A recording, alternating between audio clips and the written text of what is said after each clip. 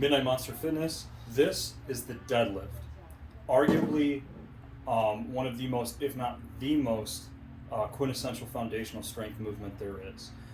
Between the squat and the deadlift, those two movements, in my opinion, are going to be the best to build strength, power, explosiveness, speed, intensity. It's an incredible movement. It is the superhero of all the foundational work.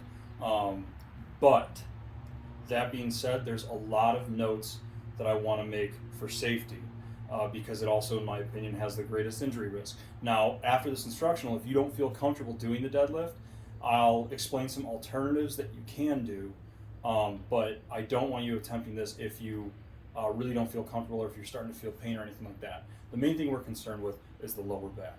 Now, the Romanian deadlift obviously is a more stiff and straight leg. With the traditional deadlift, your butt's going to get low.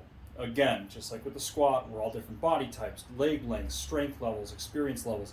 I'm not going to tell you how low your butt needs to go, but you need to try and get it as low as possible while maintaining that good form. So butt low is first point, back straight. You need to have a good posture. Get your chest and shoulders upright. Retract those shoulder blades just a little bit and make sure that you have a really, really good posture. Your posterior chain has to be really solid. If you start arching while you're in the deadlift position, if you start arching your lower back, that's where injuries can happen, because then you're pulling all with your lower posterior chain and you're not pulling with your legs, your hamstrings, your quads, the major muscle groups in your back that's supposed to be engaging during the deadlift. As far as grip, you can do pronated, so standard grip, overhand, or a lot of people will do false grip or alternating grip. So it's one hand is supinated, one hand is pronated. Don't do both hands supinated, and you're going to get into Yates bent row type of thing. Do either false grip or pronated. I'm going to do false grip. I have a little bit of tendonitis acting up, so this being my supinated hand will help a little bit.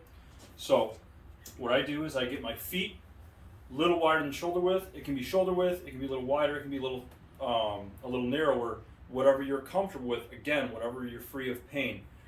Just like the squat, do not let your knees buckle. You're going to keep your knees straight. I keep my toes forward during the deadlift. I would recommend that as well. It's going to be a nice, stable position. So what you're going to do is my arms for a standard deadlift or a conventional stance deadlift, my feet are going to be at or a little wider than shoulder width. My hands are going to be outside of my knees. Okay? So I'm going to have my hands just outside my knees, and what I'm going to do is I'm going to roll the bar up to my shins, and just like with the squat, you want your bar, if you're looking from it from the side, to be in a nice straight line. So I'm going to get low. I'm going to get that butt low. Notice my back. It's nice and straight. My posture is good, and I'm going to engage. I'm going to feel my quads, my hamstrings engaging when I start the lift. I'm not arching my back, okay? So I engage that, and you lift. Now when you come down, don't just drop it like a Romanian deadlift. You want to keep that form solid. Keep that back straight, keep that form solid, get that butt low again, and pull.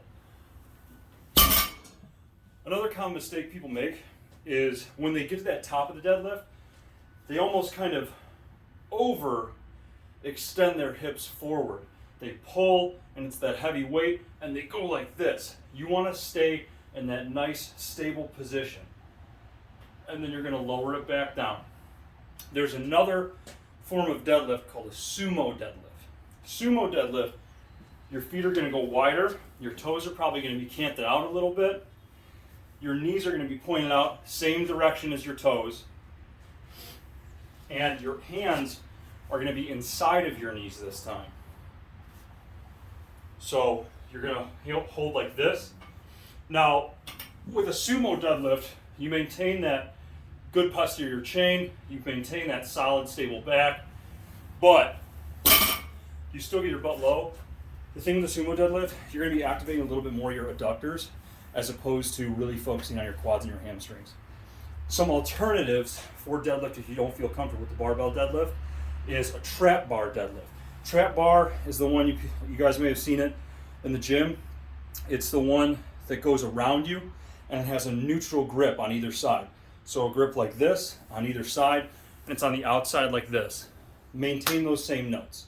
So keep your back straight, solid posterior chain, good posture up, get that butt low, keep your knees straight, knees pointing the same direction as your toes, and just maintain that form throughout with the trap bar deadlift. If you don't feel comfortable with any of those, I would recommend, we've been doing the Romanian deadlifts.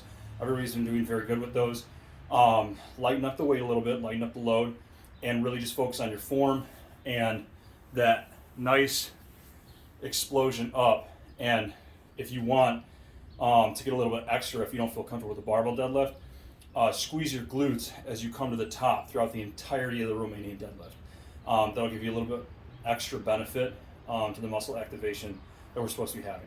So again, make sure you maintain those points.